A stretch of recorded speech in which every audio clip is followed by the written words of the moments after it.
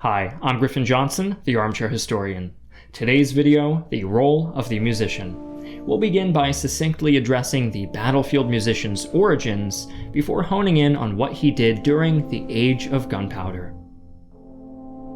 Before we regale you with the tales of the daring and verve of battlefield musicians, we'd like to briefly tell you about how you can weave your own story with Pirates of the Caribbean: Tides of War, a mobile strategy game available for both Android and iOS. Become a fearsome captain as you create and upgrade your very own pirate haven alongside the iconically notorious characters from the film. Build, customize, and upgrade your own armada of pirate ships. Team up with other captains to tackle strange and sometimes mythical beings, or take the fight to another player's base instead, engaging in exciting bouts of naval combat and deadly melees of steel and flintlock. Try Pirates of the Caribbean: Tides of War today, available on all mobile platforms. Download link in the description below. War has always been one of the loudest and most confusing of all human endeavors, and naturally, there has always been a need for a method of communication that rises above the din of the most violent battles, and for much of prehistory, this was accomplished simply by yelling. However, as armies grew larger and more organized, it became apparent that this would no longer be sufficient, and thus, the battlefield musician was born. The first and perhaps most well-known use of music in warfare was as a method to demoralize the enemy. Polybius, an ancient Greek historian, vividly illustrates the unsettling impact that Celtic horns and war chants had upon the Romans, though it must be understood that the Romans themselves were well versed in the art of using music in warfare, being partial to percussion and brass instruments. These instruments were used to relay orders on the battlefield and between military encampments. A Roman historian, Vegetius, wrote this: "The music of the legion consists of trumpets, cornets, and buccine. The trumpet sounds the charge and the retreat. The cornets are used only to regulate the motions of the colors. The trumpets serve when the soldiers are ordered out to any work without the colors. For reason will convince us that what is necessary to be performed in the heat of action should constantly be practiced in the leisure of peace." In neighboring Greece, an instrument called the aulos, a type of reed instrument, was employed in order to set the marching rhythm of their famous phalanxes. In the description you can find a link to a video showing the aulos being played today. At sea, the Athenian navy even used it to set the pace for the rowing of their ships. Like the Romans, the Greeks also heavily utilized a trumpet-like instrument. Theirs was called a salpinx, which was used for giving signals for charges, quieting crowds, and setting sail.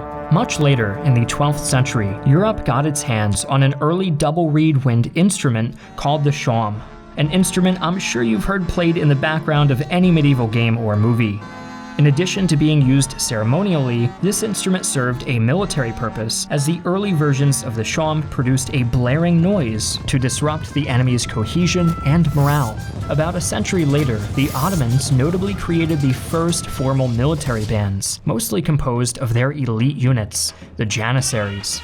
These military bands eventually made their way to Europe, along with a slew of percussion instruments, including the timpani, cymbals, and rattles in the 15th and 16th centuries.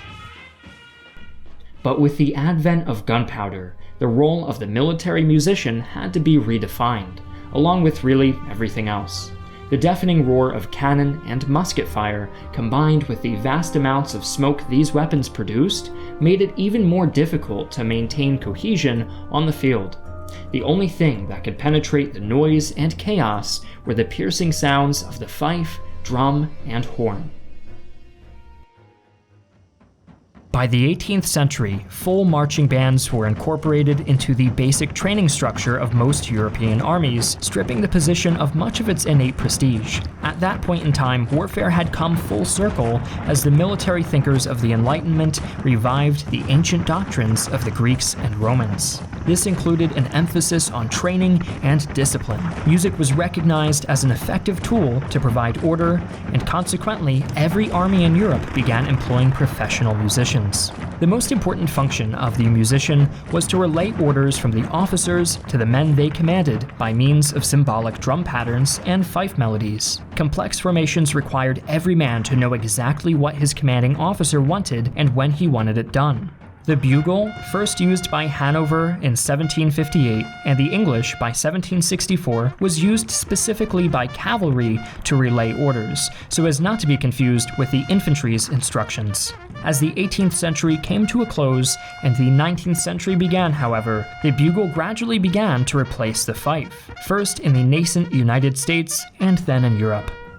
Besides relaying orders, musicians were also, of course, known for playing marching songs. The steady beat of drums helped troops keep pace with one another, and also served to embolden them and help them maintain a sense of camaraderie. And speaking of camaraderie, my friend and fellow YouTuber, BrandonF, is on the scene with a British drumming reenactor to tell us a bit about the role of a drummer in the American Revolutionary War. Thank you, Mr. Johnson. I am here at Stony Point Battlefield in New York with William, a drummer of the 22nd Regiment of Foot, and he is going to be showing us a couple of examples of drum beats used in the 18th century, particularly during the American War of Independence, for the British Army to tell them what's going on in the battlefield. So, to get us started, sir, would you mind playing for me just the simple marching cadence at a slow march?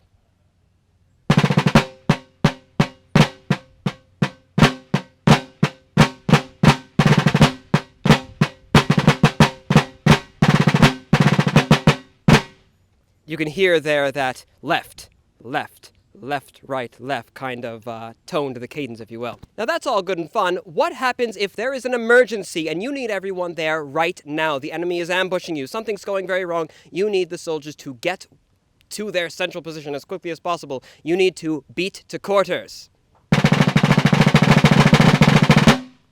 And there's not much confusing that. Back to you, Griffin. Thanks for the report, Brandon. Be sure to check out his video on the uniforms and role of the musician in the Revolutionary War British Army.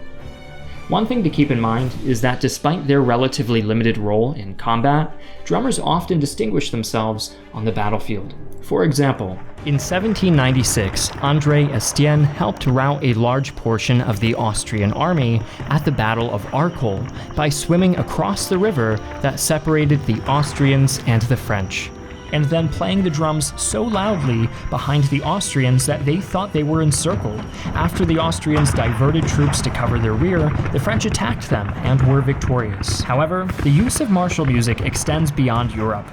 The Maori tribes of New Zealand practice the Haka Dance, which has long been used to declare challenges or signal the prowess of a warrior before battle. And in Africa, British redcoats learned to fear the war song of the Zulu during their 1879 expedition.